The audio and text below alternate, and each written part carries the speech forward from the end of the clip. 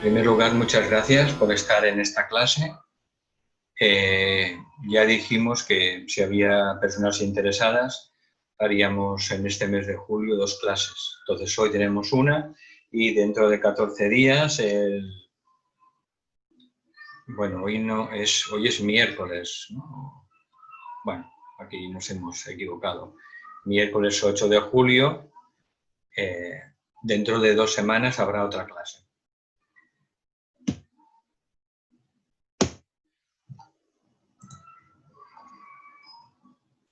Como no estoy en mi casa, sino que estoy en la casa de mi hija, pues hay algunas pequeñas dificultades que intentaremos pues superarlas de tipo técnico.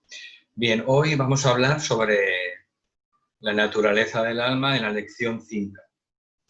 La lección 5 de este libro de Lucille Cederkrans se titula Los 7 rayos y el correcto uso de la voluntad. Entonces vamos a dar una visión, según esta lección rápida, muy rápida, de lo que son los 7 rayos y también su relación, en principio, con el primer rayo, que es el rayo de, como vimos hace 2 semanas, el rayo de la voluntad o poder o propósito. Entonces, consta de 6 apartados esta lección. Introducción a los 7 rayos, composición de rayos para el reino humano, para nuestro planeta, el logos planetario y el logos solar. Habla sobre lo que es la síntesis, del espejismo de la autoimportancia y la energía de voluntad al impactar en el instrumento de nuestra personalidad, que es lo que produce, y los usos correctos de la energía del primer rayo. Bien, lo primero que hay que entender es que la energía de la voluntad divina, del primer rayo, es una expresión de las 7 energías divinas. Son 7 energías divinas, son 7 rayos, y la voluntad es la primera energía, que es la energía de la voluntad. En nuestro sistema solar, Dios se expresa a través de estos 7 rayos de energía, teniendo en cuenta que la energía básica a nivel cósmico es el segundo rayo de amor y sabiduría. De manera que tenemos los rayos a nivel cósmico, a nivel solar y a nivel planetario. Y por tanto, el rayo cósmico, el rayo de este universo que impregna todos los sistemas solares, todas las galaxias, es el rayo de amor y sabiduría.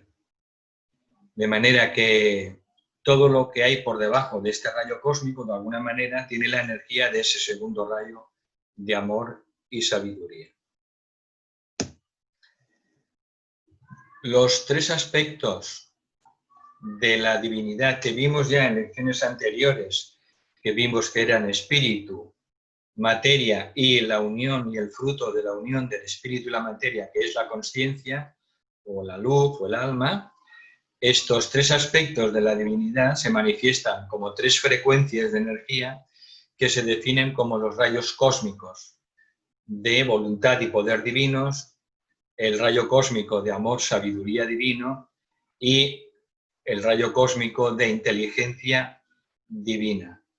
Como iremos viendo a lo largo de estas lecciones, el maestro hace mucho énfasis en que entendamos todo, la vida y todo lo que existe y vibra en el universo, en todos los niveles visibles e invisibles, que intentemos verlo en términos de energía. El tibetano en sus libros dice, Alice Bailey dice, todo es energía. Y tenemos que irnos acostumbrando a ver todas las cosas en términos de energía, porque esa es la verdadera realidad del fundamento, de la consistencia del universo.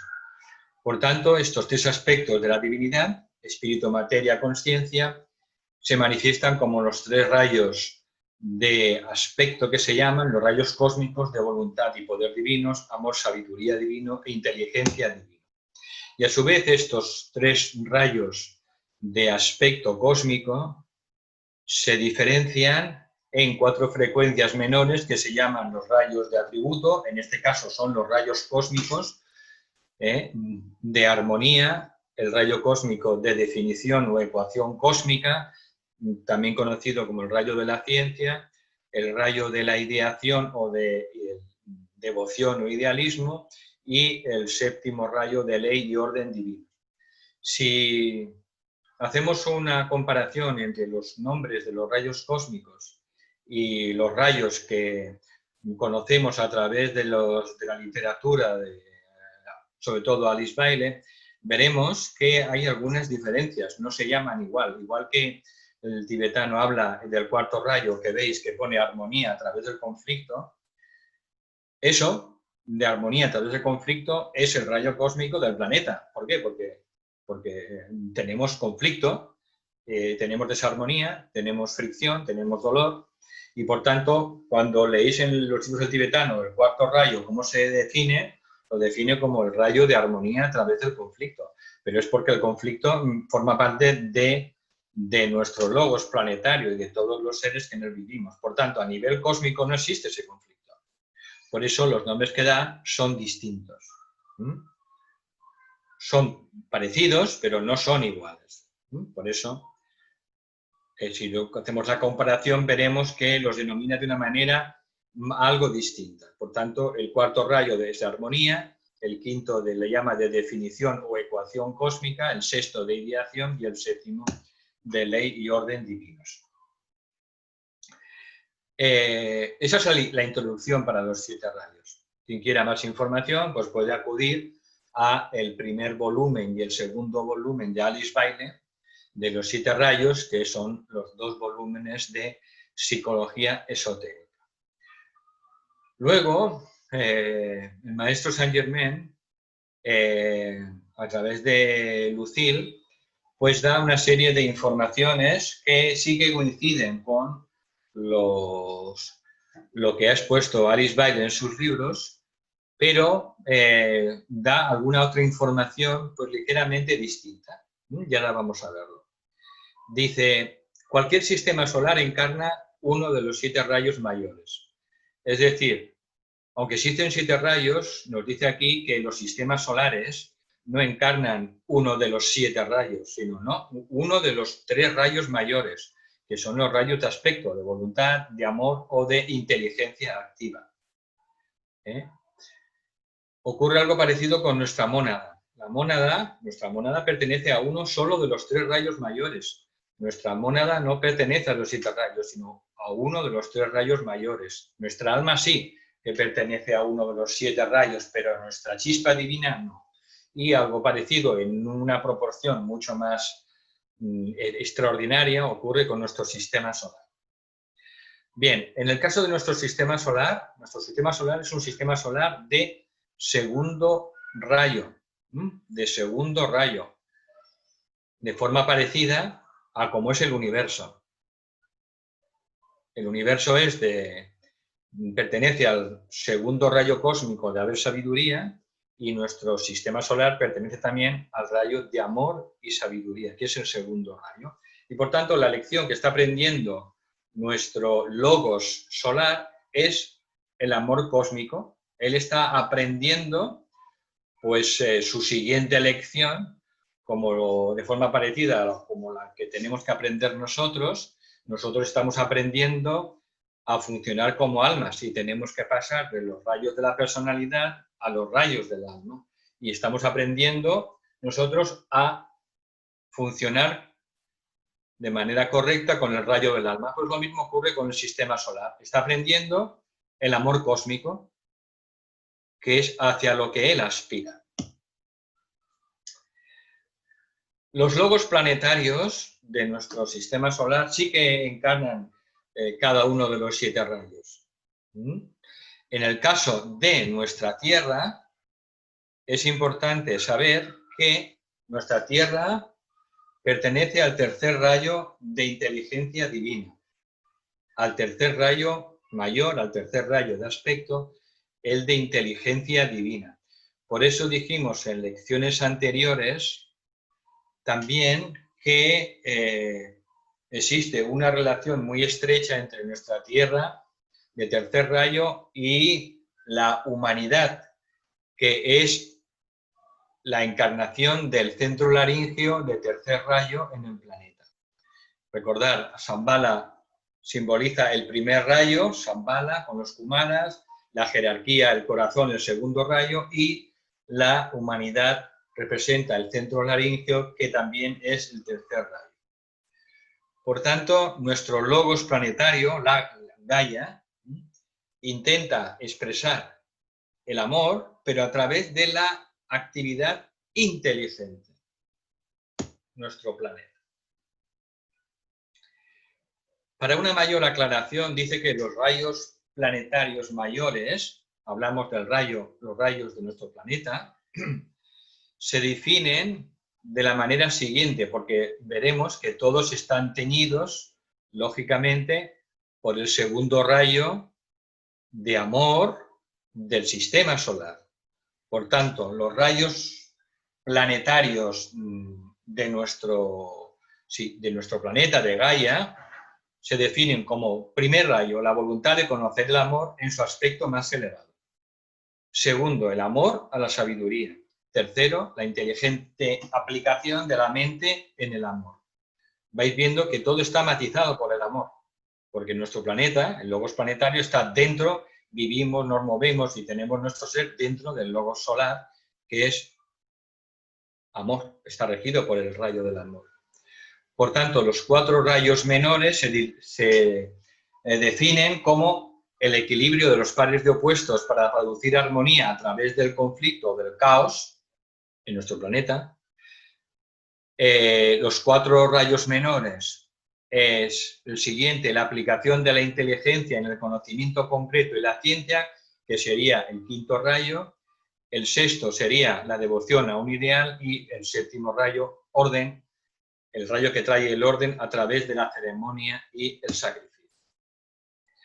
Por tanto, lo importante que hay que entender de los 7 rayos es que los rayos planetarios siempre, los rayos, sea a un nivel cósmico, a nivel solar o a nivel de un planeta, siempre mantienen su estructura básica. Pero imaginaros que son como centrales de alta energía que van reduciendo la frecuencia, ese poder, ¿no? Esa frecuencia la van reduciendo a través de la conciencia cósmica, a través de la conciencia solar y la conciencia planetaria. De manera que según sea el tipo de conciencia, pues así es el nivel de frecuencia, de potencia de esos rayos. Pero en esencia siempre, como vemos aquí, siempre mantienen su naturaleza básica. Otro dato importante que dice el alma de la humanidad se halla en proceso de encarnar el tercer rayo solar de inteligencia divina, mientras que el alma individual, nosotros, podemos encontrar, el alma individual se puede encontrar en cualquiera de los 7 rayos planetarios. De manera que el alma de la humanidad está regido por el tercer rayo de inteligencia. Así podemos ir viendo la importancia del tercer rayo para el reino humano, para la especie humana. Estamos en un planeta, el logos planetario de tercer rayo, y el alma de la humanidad, los 60.000 millones de almas humanas que componemos la familia humana, pues estamos regidos también por el tercer rayo de inteligencia activa. Hay muchas escrituras que dicen que la humanidad sería como el cerebro del planeta. Tenemos como misión la humanidad, pues captar la mente de Dios, captar el pensamiento de Dios por este tercer rayo de inteligencia que tenemos la humanidad como alma, y que por tanto tenemos que ser capaces de traer ese reino de Dios a la tierra y poderlo manifestar en la materia, que esa es la función del tercer rayo, la manifestación. Por tanto, el alma de la humanidad se encuentra en el tercer rayo de inteligencia activa, mientras que cada alma nuestra, cada alma de cada uno de nosotros y de nosotras, se puede encontrar en cualquiera de los 7 rayos planetarios. Y en un nivel inferior, los rayos de la personalidad son a su vez los rayos subsidiarios del alma. El equipo completo del ser humano consta de el rayo de la mónada o de la chispa divina, que es uno de los 3 rayos mayores. Acordaros, no son 7, uno de los 3 rayos mayores. La mayoría de las mónadas humanas, de las chispas divinas humanas en este sistema solar, en este ciclo de evolución, la mayoría pertenecen al segundo rayo también, de amor y sabiduría. Hay pocas almas, pocas chispas divinas que pertenezcan al primer rayo y también hay menos ahora del tercer rayo. Por tanto, el equipo de un ser humano consta del rayo de la mónada, uno de los 3 rayos de aspecto mayores, el rayo del alma, uno de los 7 rayos, el rayo de la personalidad, uno de los 7 rayos, y luego también el rayo de la mente, el rayo de las emociones y el rayo del cuerpo físico. Estos rayos de la personalidad se consideran subrayos del rayo del alma. De momento, como no están subordinados al alma, porque el alma todavía no controla la personalidad, pues de aquí se derivan todos los conflictos, todas las fricciones, las enfermedades, las crisis, etcétera, hasta que finalmente, en un momento dado de la evolución, hacia el final de las etapas evolutivas del ser humano, pues el alma controla completamente los rayos de la personalidad. Bien, luego habla de lo que se entiende por síntesis. Además de lo que nosotros pues, vamos aprendiendo de lo que es la síntesis a través de las enseñanzas de Kumar o de Krishnamacharya o del maestro CVV, aquí nos da también otra visión de lo que es la síntesis en relación con los 7 rayos. Y dice, síntesis es la elevación de la frecuencia de cualquiera de los 7 rayos subsidiarios a su expresión original. Es la elevación de cualquiera de los 7 rayos a su expresión superior. Y eso se considera síntesis. Pongamos ejemplos. Dice, en la vida solar, en la vida de nuestro logo solar, la síntesis es la elevación de los 7 rayos solares al segundo rayo de amor cósmico. En la vida planetaria, la síntesis sería la elevación de los 7 rayos planetarios a la expresión solar del tercer rayo de amor inteligente. Y en la vida del ser humano, síntesis es la elevación de los rayos de la personalidad hacia la expresión del rayo del alma. Es otra visión de lo que es la síntesis. Sería la elevación de los rayos que hay en un momento dado hacia su expresión superior, en el que esos rayos actuales quedarían subordinados, serían rayos subsidiarios del nivel superior. También aclara Lucille, la información anterior es técnica, pero es importante tenerla en cuenta como parte del conocimiento ocultista porque también trae iluminación. Y dice, no os preocupéis si de momento su significado espiritual no es muy aparente en un principio, pero que este conocimiento, que lo tratemos como cuando estudiamos cualquier materia de un libro técnico, se nos revelará al debido momento y encontraremos pues el lugar que ocupa dentro del desarrollo de la sabiduría espiritual. Bien, y ahora esta lección nos lleva pues a entender temas prácticos sobre lo que es el aspecto práctico, muy poco conocido, sobre el impacto de el primer rayo de voluntad y poder en el ser humano. Y vamos con lo que explica. Dice, la información técnica anterior puede ayudar a disipar el espejismo de la autoimportancia que la mayoría de estudiantes, si no todos al principio, pues tenemos. ¿Por qué? Porque empezamos a estudiar a libros esotéricos, empezamos a estudiar la doctrina secreta, empezamos a estudiar los libros del tibetano, empezamos a abrir el Tratado del Juego Cósmico, ¿no? Y nos parece que se nos abre un mundo, ¿no? Y que, bueno, pues que, bueno, quizá somos un poco especiales. Y eso es normal, ese espejismo es normal por la que pasan la mayoría de los estudiantes al principio.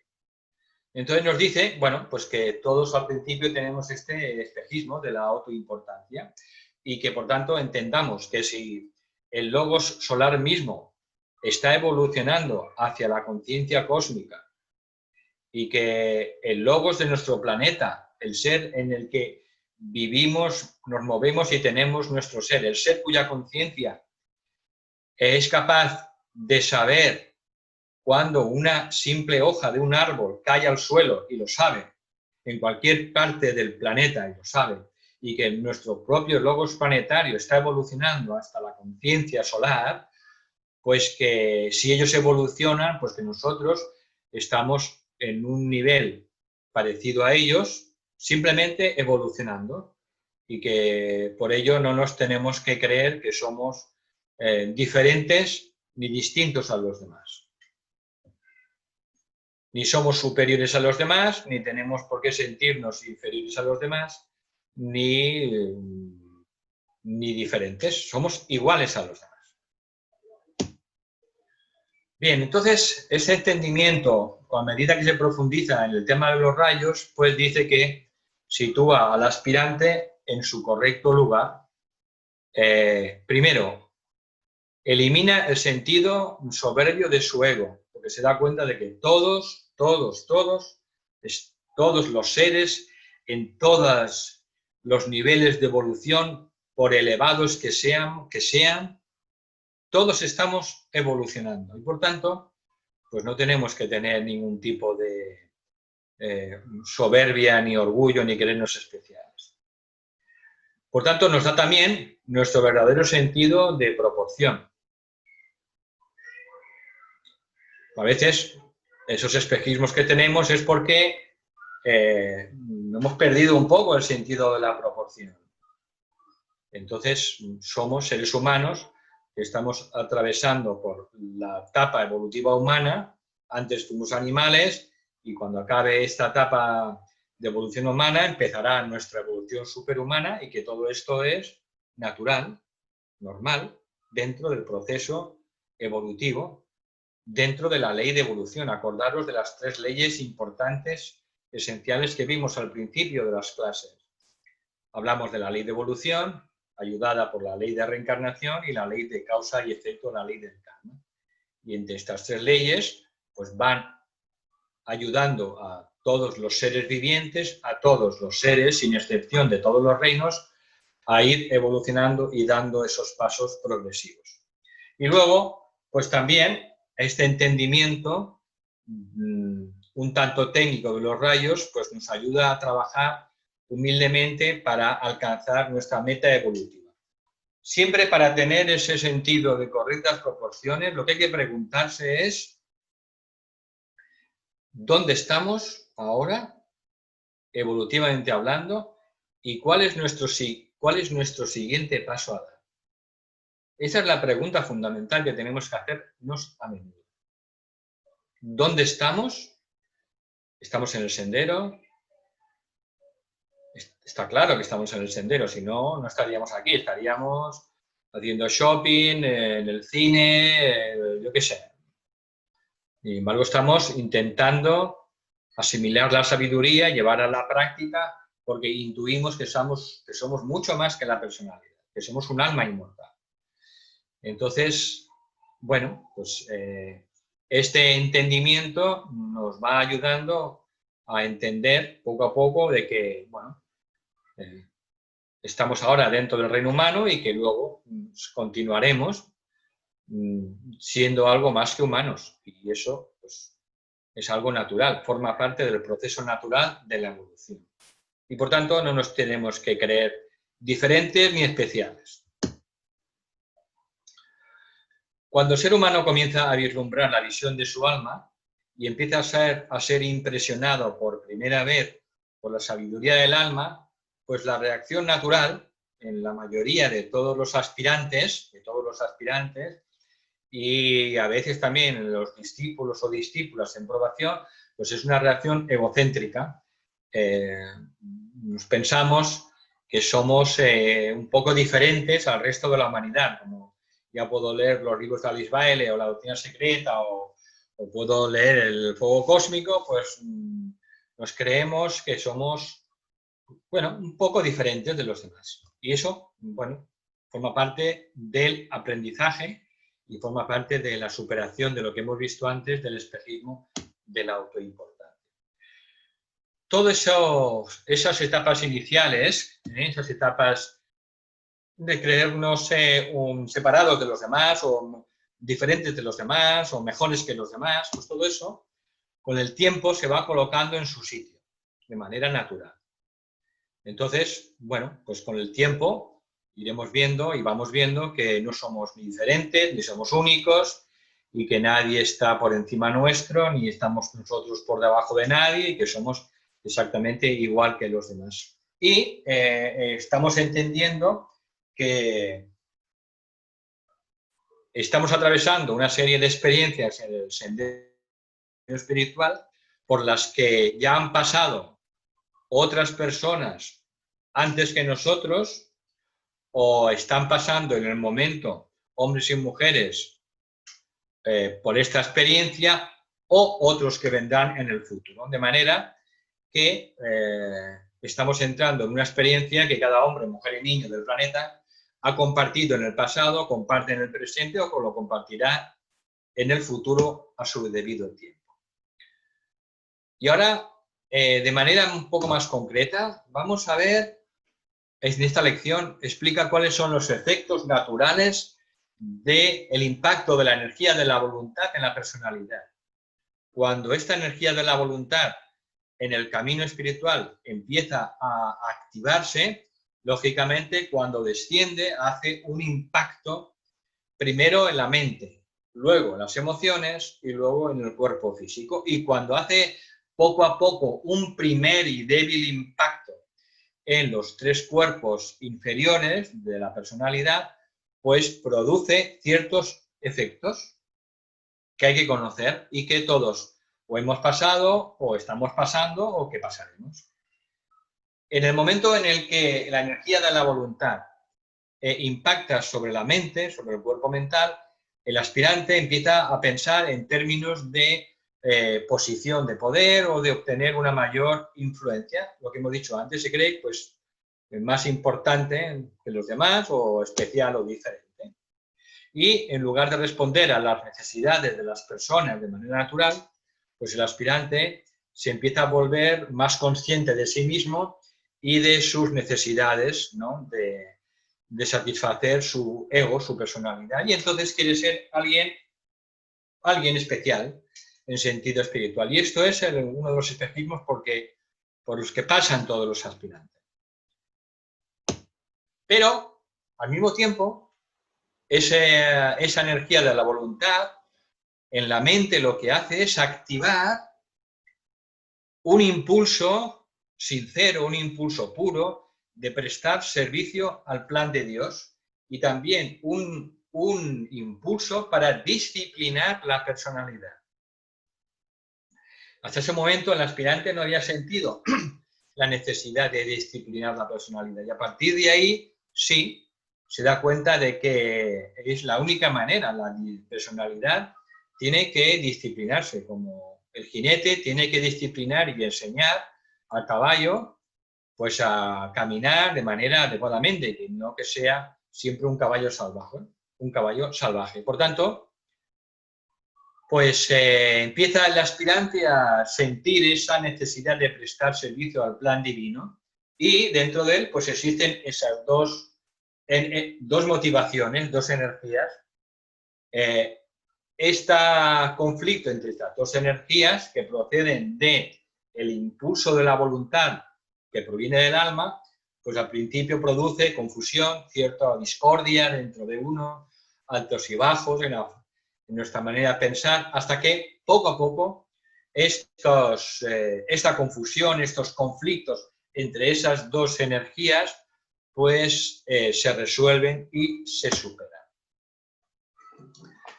Luego, también se da cuenta de que sus motivaciones a veces no son puras, no son completamente altruistas y inegoístas. Y bueno, se da cuenta de que tiene que purificar sus motivaciones. Detrás de cada acto, se da cuenta claramente que detrás de cada acto siempre hay una motivación. Y lo que tiene que hacer es preguntarse qué es lo que hay detrás de cada pensamiento que tiene, detrás de cada sentimiento y detrás de cada acto. Por tanto, va purificando de manera gradual a través de preguntarse qué es lo que hay detrás de sus actos, sus pensamientos, y eso es lo que va poco a poco otorgándole, poquito a poco, pureza de motivos, en los que hace tanto énfasis el maestro tibetano en sus libros. Está claro que si antes de meterse en el camino espiritual hubiera hecho una necesaria disciplina de su motivación, pues entonces seguramente se habría ahorrado unos cuantos conflictos. Bien, entonces, aunque se da cuenta el aspirante de que tiene a veces motivaciones pues que no son completamente puras y que provienen del alma y que vienen algunas de la personalidad, bueno, va entendiendo que hay que ganar experiencia y que todo forma parte del aprendizaje. Entonces, se hace consciente de esas motivaciones, no se complace en la culpa, no se siente culpable, sí que las observa, va realizando un profundo trabajo de observación continuamente y simplemente le van indicando pues dónde está en el trabajo de evolución. Tenemos que conocernos completamente. Tenemos que conocer nuestra parte luminosa y nuestra parte oscura. Nuestra parte oscura todavía no trascendida no podemos esconderla y ponerla debajo del felpudo, ¿no? Tenemos que verla con toda claridad. Y afrontando a la luz de nuestra conciencia y de nuestra atención, nuestra parte oscura, esa parte oscura poco a poco, a través de ese esfuerzo de conciencia, la conciencia que es luz se va introduciendo en esas zonas oscuras. Si entramos en una habitación oscura, no tenemos que luchar en esa habitación con la oscuridad. No, el remedio para que esa oscuridad desaparezca es introducir en la habitación oscura una vela. Introduciendo una simple vela, se hace una luz. Y haciendo esa luz, cada vez más grande, al final la oscuridad desaparece. Por tanto, la única manera de vencer contra la oscuridad o también contra el mal, evidentemente, es trabajar siempre en el lado de la luz. Y el ejemplo este de la habitación oscura es un ejemplo muy, muy claro. Por tanto, también va desarrollando un sentido del humor. Bueno, a medida que va viendo defectos en su personalidad, pues bueno, se los toma cada vez mejor, no se deja abrumar por esos defectos y, bueno, poco a poco sigue avanzando a través de esa perseverancia y ese uso correcto que va aprendiendo de la energía voluntad, al final, a nivel mental, lo que le produce es el desarrollo de una cualidad esencial, tremendamente importante, que es la fortaleza divina. Un aspirante, para que se vaya convirtiendo en un discípulo en probación o discípula en probación y un día en una discípula o discípulo aceptado en el orden de un maestro, tiene que ser una persona fuerte. Tiene que ir desarrollando esta capacidad, esta fortaleza divina. Porque esta fortaleza divina será la que le vaya ayudando a medida que vaya atravesando el camino de la iniciación y le vaya revelando toda su naturaleza inferior. A medida que nos llega más luz de nuestra alma, a medida que obtenemos más luz, vemos más oscuridad en nosotros. A mayor luz, vemos más oscuridad en nosotros. Y eso es un proceso natural.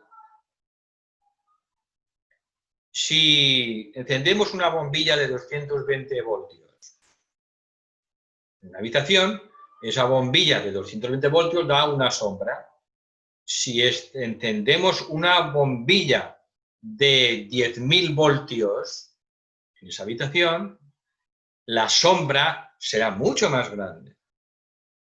Por tanto, tenemos que tenerlo muy claro, tenemos que saberlo con toda claridad.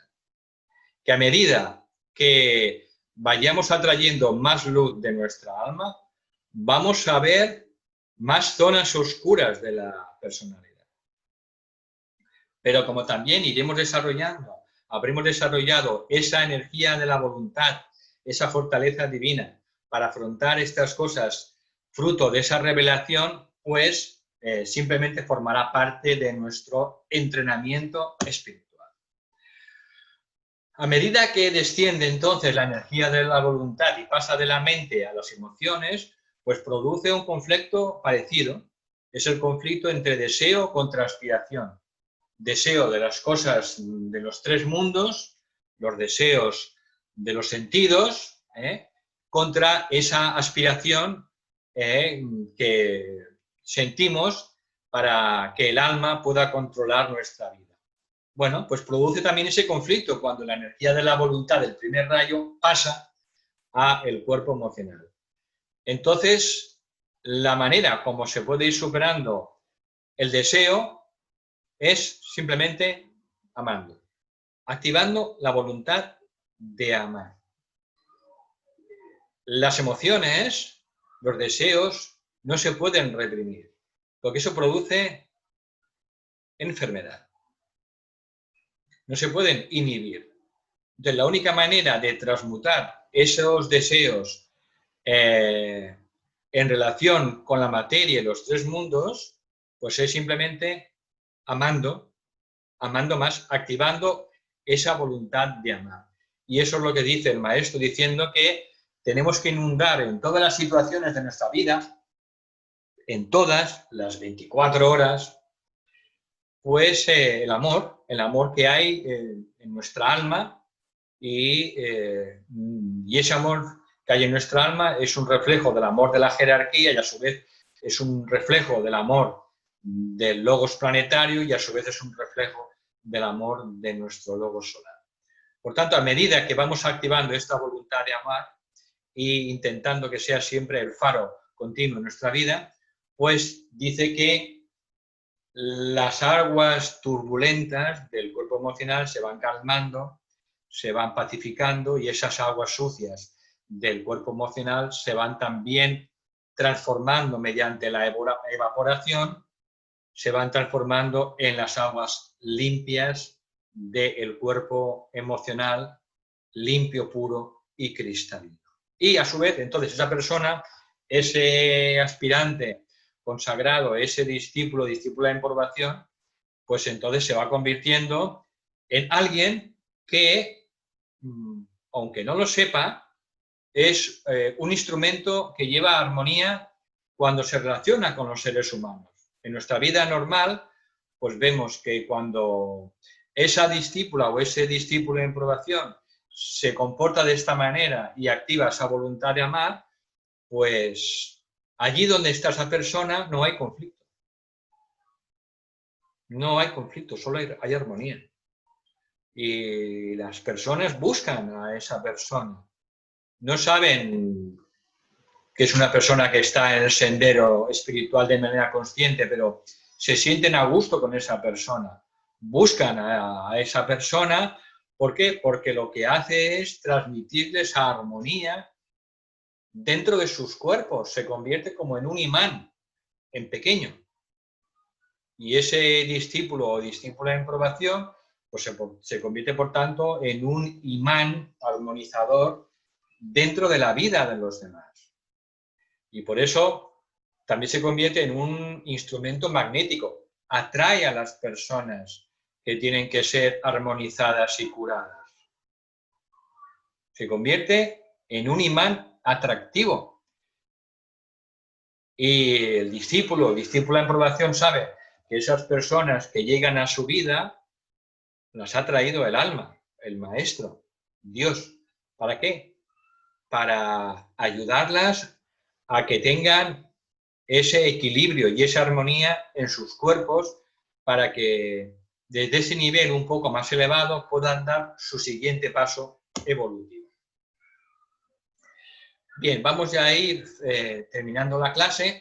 Cuando esa energía de la voluntad desciende al plano físico, pues entonces se va dando cuenta que esa voluntad que desciende, pues en realidad no es su voluntad, es la propia energía de Dios que está impregnada del propósito divino, de la intención divina, y que eso va produciendo un orden dentro de su vida y se da cuenta de que su vida cada vez es más equilibrada, más armoniosa, cada vez es más ordenada, y eso también lo va transmitiendo en sus relaciones.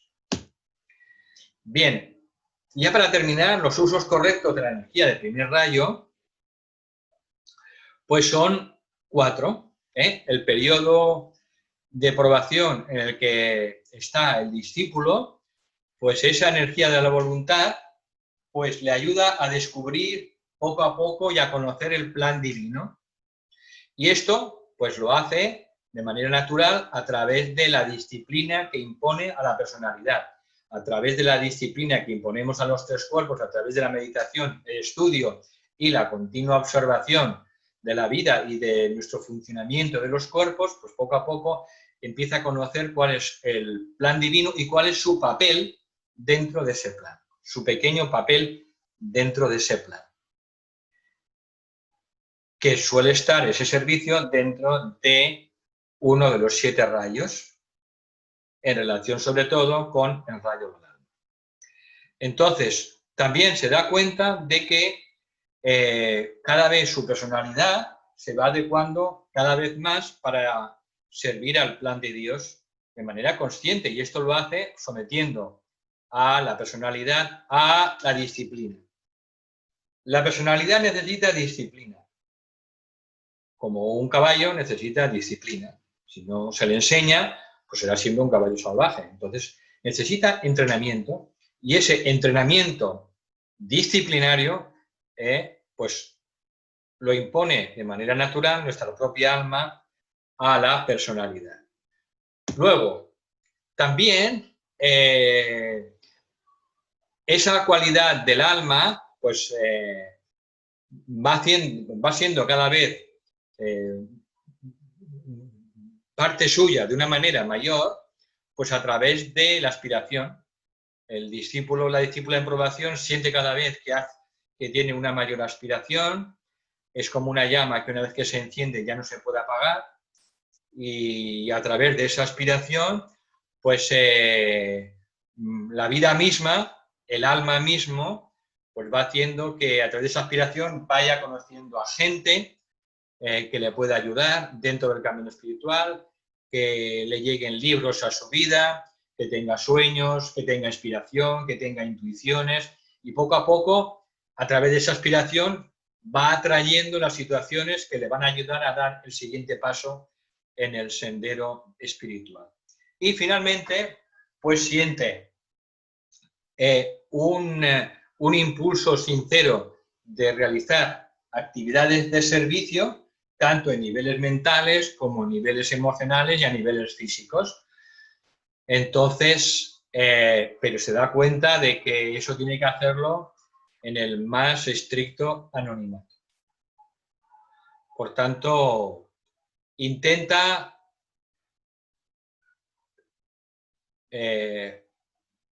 ser visto lo menos posible dentro del campo de servicio. Intenta, siempre que puede, el discípulo o discípula en probación, intenta hacer el mayor número de trabajos o de servicios sin ser conocido. Muchas veces, a veces no es posible, pero siempre que puede lo intenta. Y nos recomienda en esta lección, ya para terminar, que sigamos utilizando el mismo pensamiento simiente para intentar ser más receptivos a la energía de voluntad de nuestra alma. Y dice, yo soy receptivo al propósito, al poder y voluntad de Dios, según desciende hasta mí desde mi alma. Yo sirvo a ese propósito, acepto su poder y cumplo la voluntad de Dios. Ya vimos que la energía de primer rayo es el propósito o intención divina, el poder de Dios, que de manera natural, poco a poco, va descendiendo a través de nosotros y finalmente su único objetivo es cumplir la voluntad de Dios. Por tanto, nos recomienda que sigamos utilizando cada día, al menos una vez, este pensamiento siguiente.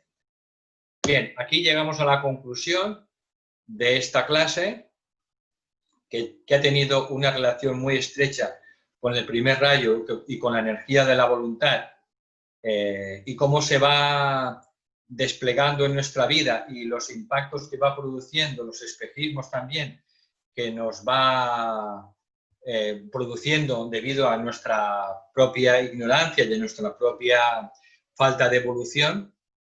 Y bueno, aquí acaba la lección número 5 y os damos las gracias. Siempre digo que estas clases sobre la naturaleza del alma son un trabajo grupal. Hay bastantes personas implicadas en que se pueda llevar a cabo, cada una poniendo su pequeño grano de arena, y las organiza pues el grupo del Voltage Trust de Barcelona, al que también pues doy las gracias. Y aquí acaba la presentación. Y ahora, pues si hay preguntas sobre la lección que hemos visto hoy, sobre la voluntad divina, sobre el primer rayo de voluntad y cómo nos va ayudando en nuestra vida espiritual, pues las puedo contestar, pues yo encantado.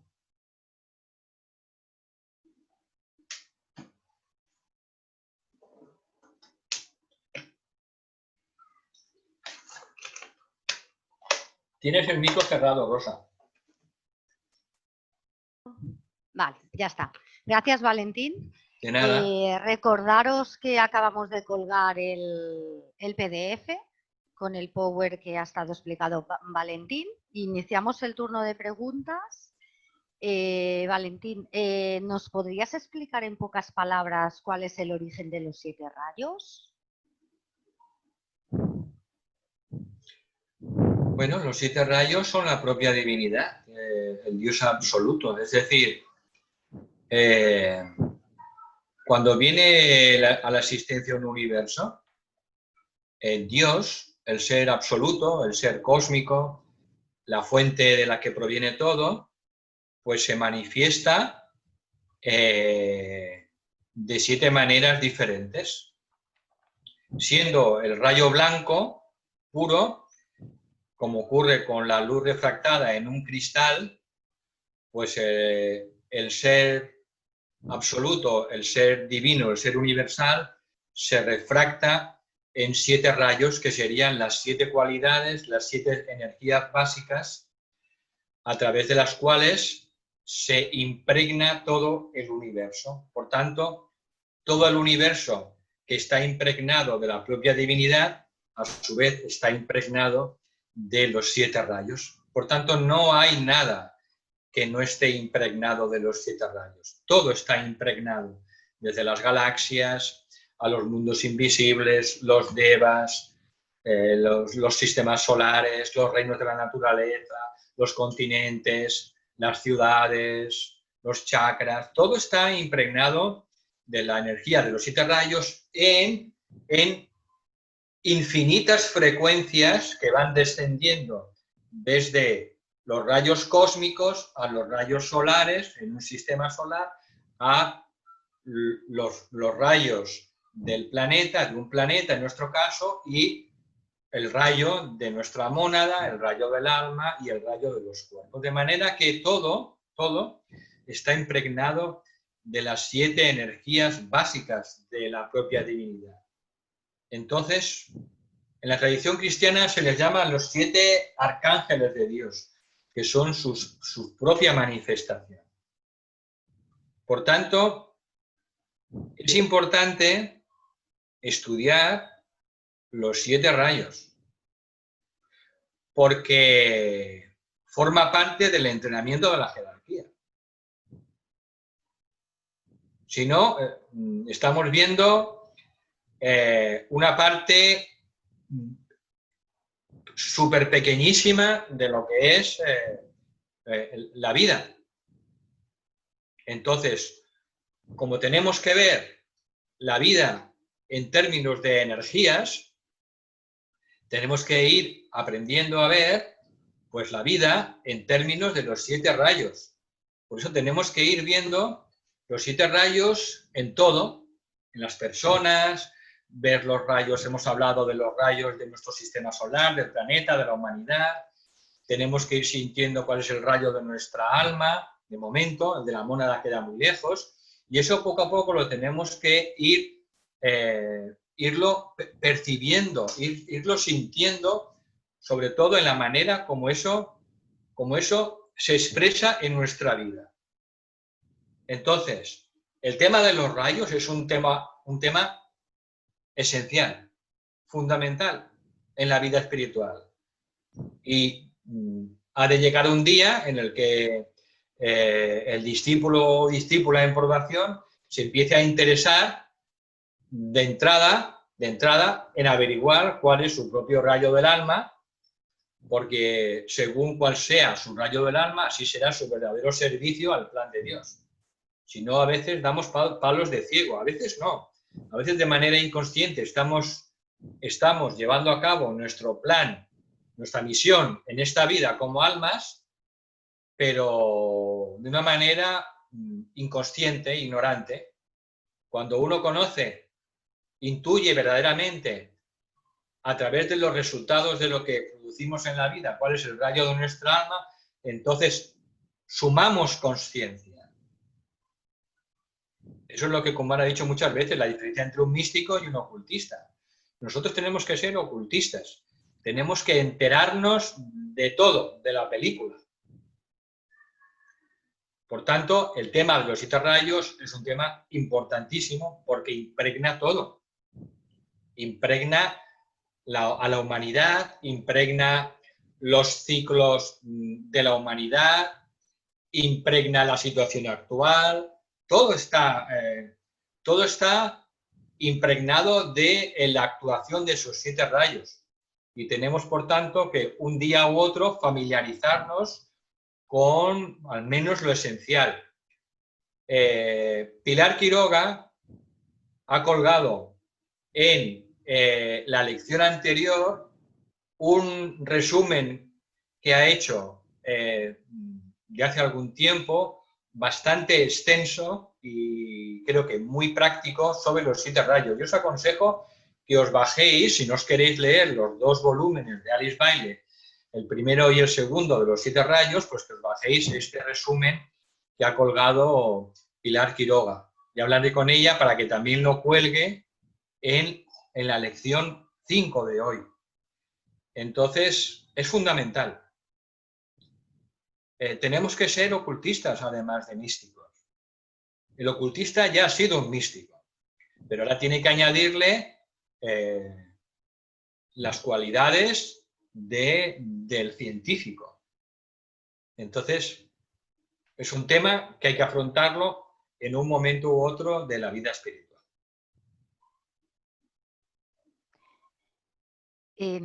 Si los rayos provienen de la divinidad, ¿quiénes actúan como intermediarios entre la divinidad y los seres humanos para elevar la vibración o el voltaje de nuestros cuerpos? Bueno, vamos a ver. En el universo siempre hay intermediarios, siempre. Siempre hay intermediarios que ayudan a los que están por debajo en el camino de la evolución. Siempre hay. Un niño pequeño necesita a unos intermediarios, a sus padres, hasta que ya se convierte en un ser adulto y ya no los necesita. Y ocurre con todos los seres en el universo. Todos necesitamos intermediarios, otros seres más avanzados que nosotros, que nos ayudan a dar nuestro siguiente paso evolutivo. Por tanto, los minerales, los vegetales, los animales, todos tienen seres intermediarios que los ayudan. En este caso, los seres del mundo angélico. En el caso del ser humano, pues también tienen intermediarios. Y nosotros, pues, hemos tenido seres intermediarios de una frecuencia elevadísima. Y alguno, pues, está todavía junto a nosotros, como es el ángel solar. Sin la llegada de los ángeles solares, hace 18 millones de años, los seres humanos, hoy en día todavía estaríamos vestidos con taparrabos y tirando piedras y palos. Y cuando vinieron los ángeles solares nos dieron el fuego de la mente. Es el mito de Prometeo, el dios que robó el fuego a los dioses para dárselo a los seres humanos. Por tanto, nuestro ángel solar está todavía con nosotros hasta que alcancemos la perfección humana. Él es el gran intermediario divino con los seres humanos. Hay tantos ángeles solares como almas humanas, 60.000 millones de ángeles solares. Y acaba su papel de intermediario o su sacrificio, pues hasta que acaba nuestra evolución. ¿Cuándo acaba el sacrificio de unos padres por su hijo pequeño? Cuando se convierte en un ser adulto. Ahí acaba el papel de los padres, dejan de ser intermediarios. Pues como es arriba es abajo, tenemos que ver en la vida cotidiana las grandes verdades espirituales, tenemos que encontrar los reflejos en la vida diaria que nos rodea.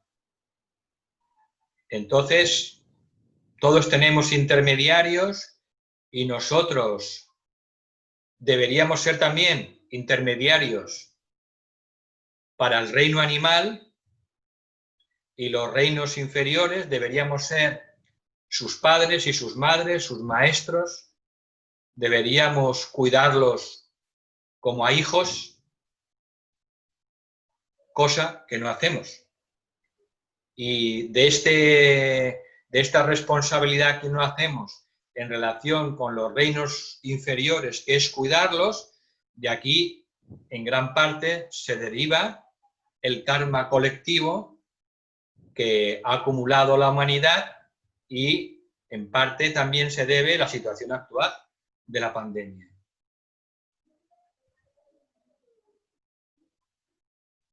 Nosotros tenemos una gran responsabilidad, somos intermediarios entre los reinos espirituales y los reinos inferiores. El reino humano es el cuarto. Tenemos 3 reinos superiores y los 3 reinos inferiores, por tanto, somos el cuarto reino y somos el reino intermediario para los hermanos menores, que son los animales, los vegetales y los minerales. Hasta que el ser humano no sea el padre y la madre de los reinos inferiores y los ayude con todo su amor y con todo su corazón a elevarse, generaremos karma colectivo y generaremos sufrimiento y enfermedad. Por tanto, todos somos intermediarios. Por eso, la jerarquía, lo que es el término de la jerarquía, es una gran realidad universal. La jerarquía significa simplemente que los que más saben cuidan de los que menos saben. Los que tienen más poder y más sabiduría y más luz cuidan de los que menos tienen, sin infringir el libre albedrío. En los reinos inferiores no tienen libertad, pero el reino humano tiene libertad. Por tanto, aunque se nos ayuda, esa ayuda es si la permitimos nosotros. Por tanto, el libre albedrío del ser humano es lo más sagrado. Y bueno, por eso muchas veces los intermediarios divinos, el ángel solar, nuestra alma, los maestros, pues no pueden hacer gran cosa porque no les dejamos, nos negamos. Entonces ellos esperan, con un profundo y un amor ilimitado, esperan a que tengamos la cabeza un poco más blanda. Su paciencia es infinita. Pero un día, gracias a la ley de evolución, el ser humano permite, porque se ha hecho ya más blanda la cabeza y porque su corazón ha crecido, permite ser ayudado por estos grandes intermediarios que forman parte de la cadena universal de ayudantes e intermediarios divinos.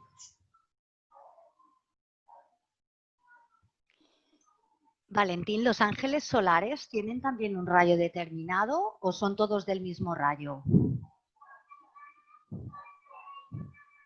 Pues no lo sé, tendré que averiguarlo. No lo sé.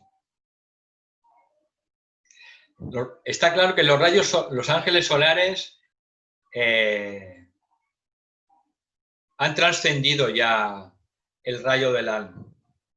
Ellos funcionan ya como mónadas, como chispas divinas. Entonces, como chispas divinas, se deduce que los ángeles solares están en uno de los 3 rayos. Acordaros que las chispas divinas solo pertenecen a uno de los 3 rayos de aspecto: voluntad, amor e inteligencia. Un maestro de la jerarquía ya no tiene alma, no tiene rayo del alma. Es una chispa divina, una mónada que está unida directamente con una forma humana. El maestro es doble. Nosotros somos triples. Por tanto, por analogía, podemos entender que si un maestro está compuesto de 2 partes, que es la chispa divina funcionando a través de una forma humana, que es el espíritu divino a través de la materia, pues los ángeles solares lo mismo, por deducción, por lógica.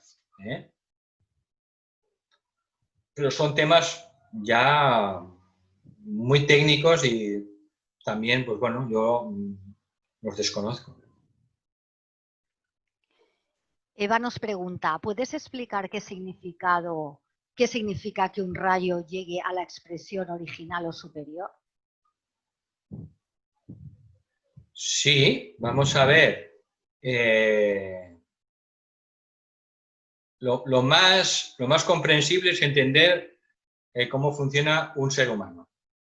Porque así entenderemos el trabajo que tiene que hacer un logos planetario o tiene que hacer el logos solar. Entonces, en el caso del ser humano, debido a la falta de evolución todavía, porque estamos aprendiendo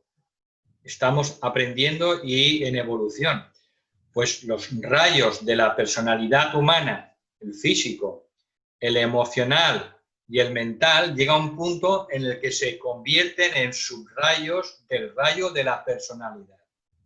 Entonces, a partir de ahí, que suele pasar en el discipulado, pues solo funcionan, de hecho, el rayo del alma y el rayo de la personalidad, que contiene dentro de sí los 3 rayos de los cuerpos inferiores.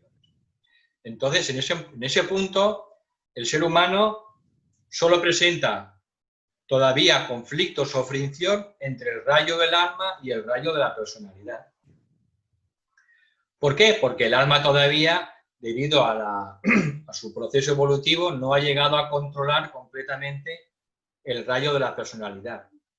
Cuando lo logra, cuando lo consigue, en las últimas etapas de la evolución humana, pues el rayo de la personalidad se convierte en un subrayo del alma, y el alma controla todos los subrayos inferiores de los cuerpos de la personalidad, los controla y no hay ningún tipo de conflicto ni fricción. Y eso es nuestro proceso, esa es nuestra meta, en el que el rayo del alma controle completamente los rayos de la personalidad y los cuerpos inferiores. Y eso llega un día, pues pasada normalmente la tercera iniciación, y entre la tercera y la quinta eso sucede normalmente. Así que podemos, por analogía, pues pensar en lo mismo también en el planeta. El planeta pues se está preparando, se está evolucionando para responder completamente al rayo, segundo rayo del logo solar. Y el logo solar también se está preparando en su nivel para responder en nivel cósmico al rayo segundo cósmico. Es decir, que cada ser en su nivel de conciencia se está preparando para lograr esa síntesis. Que esta es la información que da el maestro Saint Germain en este capítulo, también para que entendamos que síntesis es lograr esa fusión de los rayos inferiores con el nivel superior, con la expresión superior. Isabel nos hace las 2 últimas preguntas. La primera, ¿un maestro espiritual tiene tanta luz como sombra en su interior o la sombra está a su alrededor? Y la segunda, ¿cuándo cesan los deseos? Bueno, un maestro ya ha logrado iluminar completamente y para siempre su personalidad. Entonces, un maestro no tiene sombra. Un maestro trabaja en la oscuridad, trabaja dentro de las fuerzas de materialización, lo que llamamos las fuerzas negativas, las fuerzas del mal, pero con otra visión y otra concepción completamente distinta a la nuestra. El punto de vista de un maestro no tiene nada que ver con nuestro punto de vista. Él simplemente ve el juego de las fuerzas divinas, las fuerzas de Dios, de espiritualización, y las fuerzas de materialización. Y él trabaja para el plan divino siempre, y trabaja pues para que el plan divino se pueda ir manifestando de una manera natural y de manera normal, con el proceso de evolución. Por tanto, un maestro no tiene ya zonas oscuras. Pero un maestro, nuestro universo o nuestro sistema solar todavía no es perfecto. En nuestro sistema solar hay todavía zonas oscuras. ¿Por qué? Porque nuestro sistema solar todavía no ha logrado la perfección como sistema solar. Estamos a la mitad de la evolución. Estamos en un sistema solar de segundo rayo. Falta todavía llegar en un futuro muy lejano a un sistema solar de primer rayo de voluntad o poder. Ya pasamos uno de tercer rayo, estamos en uno de segundo rayo y vendrá uno de primer rayo de voluntad o poder. Por tanto, el maestro, cuando supera su propia oscuridad, pues sí que tiene que trabajar dentro del plan divino, pues para superar ese mal planetario o karma planetario, pues que forma parte del gran karma del sistema solar. Pero trabaja con otra dimensión que nosotros desconocemos. Para eso nos tenemos que convertir algún día en maestros de sabiduría para saber ellos cuál es su punto de vista, pero que desde luego no tiene nada que ver con nuestro punto de vista. Pero entendamos que existe un karma planetario, existe una oscuridad planetaria del pasado. Nuestro planeta no es sagrado. Existe también un karma en el sistema solar, zonas oscuras en el sistema solar, fruto de un universo anterior, del karma. Y nuestro universo también tiene zonas oscuras y también tiene un karma cósmico. ¿Por qué? Porque nuestro universo todavía no ha llegado a la perfección. Ya vimos en la lección anterior que el plan divino siempre está en proceso de manifestación, siempre se está manifestando, sea cual sea la situación y las circunstancias, sea cual sea, pero no quiere decir que haya llegado el plan divino a la consumación perfecta, a la realización perfecta, no, está en proceso de. Por tanto, a medida que el ser humano pues va evolucionando, pues va trabajando y colaborando con el plan divino en niveles cada vez mayores. Cuando se acaba la evolución humana, entonces entramos a colaborar dentro del plan divino de una manera muchísimo más consciente que ahora.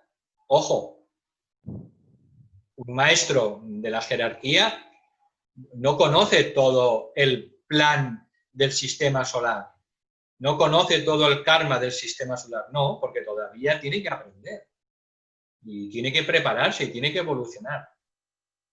Ni siquiera el logos planetario nuestro conoce todo el karma del sistema solar, porque se está evolucionando y aprendiendo. Por tanto, a medida que vamos evolucionando todas las conciencias en el nivel que sea, pues vamos aprendiendo y afrontando pues todas esas lecciones.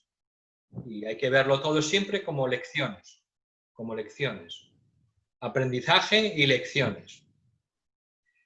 La segunda pregunta, ¿me la puedes repetir? ¿Cuándo cesan los deseos? Los deseos cesan. Bueno, hablamos de deseos materiales, deseos terrenales, claro, el deseo también es divino. ¿Me explico? Entonces no se puede catalogar el deseo todo por igual. Si la divinidad, Dios, no hubiera tenido un deseo divino de producir este universo, no se habría producido. Supongo que te refieres a los deseos humanos. Entonces, los deseos humanos, cuando se alcanza la segunda iniciación, que tiene una relación muy estrecha con el cuerpo astral o el cuerpo emocional, pues se logran transformar en una medida muy alta. En la segunda iniciación. En la tercera iniciación, pues en la que el alma ya controla de una manera muy enorme a la personalidad continuamente, pues los deseos terrenales, los deseos materiales, los deseos que atañen a la personalidad, pues se superan prácticamente casi del todo, en la tercera iniciación. Supongo que en la cuarta iniciación puede que quede algún deseo, sobre todo en relación con nuestro parentesco, con la familia, con el deseo todavía de la unión que tenemos con los hijos. Ese es uno de los últimos deseos que se supera. Lograr el desapego completo en relación con los hijos, como si los hijos fueran cualquier ser humano, cualquier niño del planeta, ese es uno de los últimos deseos que tardamos en superar. Por tanto, yo creo que el deseo, en mi opinión, solo se extingue completamente cuando se alcanza la quinta iniciación, que es la perfección humana. Nos va acompañando, se va transformando en gran medida en el sendero espiritual, los deseos se transforman en aspiración y, bueno, los deseos nos van acompañando como parte de nuestro peregrinaje en la materia, de nuestro aprendizaje, forma parte de nuestras lecciones. Los deseos, todos los maestros y maestros de la jerarquía han pasado por el estadio humano, todos han tenido deseos, han pasado por todas las experiencias humanas, habidas y por haber. Con lo cual el deseo forma parte de esa etapa evolutiva que es necesaria, porque los deseos mundanos, materiales, son esenciales en determinada etapa de la evolución humana. Si no, no progresaríamos. Si una persona materialista no deseara hacer negocio, no deseara, me refiero con fines egoístas, no deseara tener más dinero, pues esa persona no evolucionaría. Por tanto, el deseo forma parte también del plan divino. En realidad todo forma parte del plan de Dios. Me ocurre que hay que ver las cosas en cada etapa. Tenemos que hacer las cosas que hay que hacer, que se requieren en cada etapa de evolución de nuestra alma. Eso es lo importante. Cuando uno ve de esa manera el deseo o ve la evolución, pues entonces no juzga a las personas que son materialistas, no juzga a las personas que tienen cualquier tipo de limitación o depravación, no. Entiende que todo forma parte de su evolución y nosotros también hemos sido seres muy primitivos y muy primarios. Hemos pasado por eso y ahora pues hemos aprendido esas lecciones y ahora tenemos que aprender otras lecciones. Por eso lo importante siempre es saber, como he dicho antes, dónde estamos y cuál es mi siguiente lección a aprender. Y esa pregunta nos la tenemos que hacer muy a menudo. ¿Dónde estoy ahora? ¿Y cuál es mi siguiente paso a dar en mi evolución? Si soy una persona o si soy un aspirante o un aspirante, ¿qué tengo que hacer para convertirme con el tiempo en un discípulo o discípula en probación?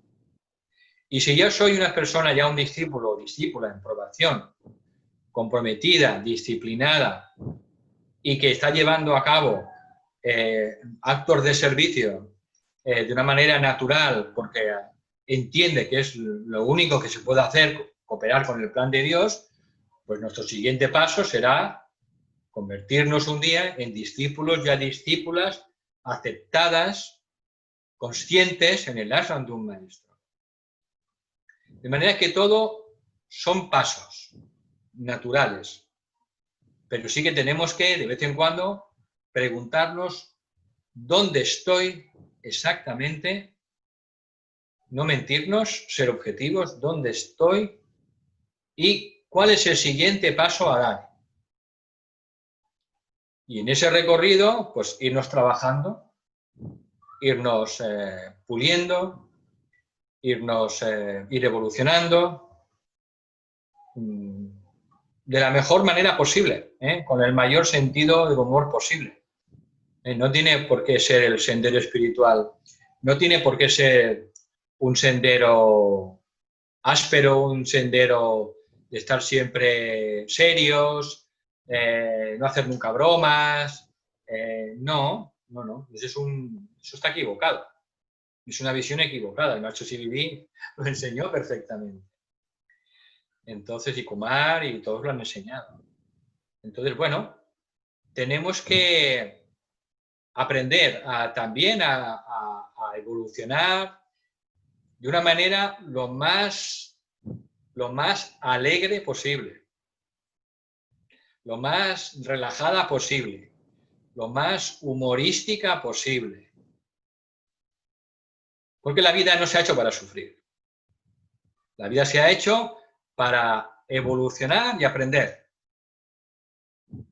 Entonces, bueno, hay cada persona, cada aspirante o cada discípulo tiene su pasado, su trayectoria, un bagaje y tiene que ir conociéndose, ver sus puntos débiles y ver cómo los puede ir transformando de una manera pues habilidosa, de una manera lo más jocosa y alegre posible.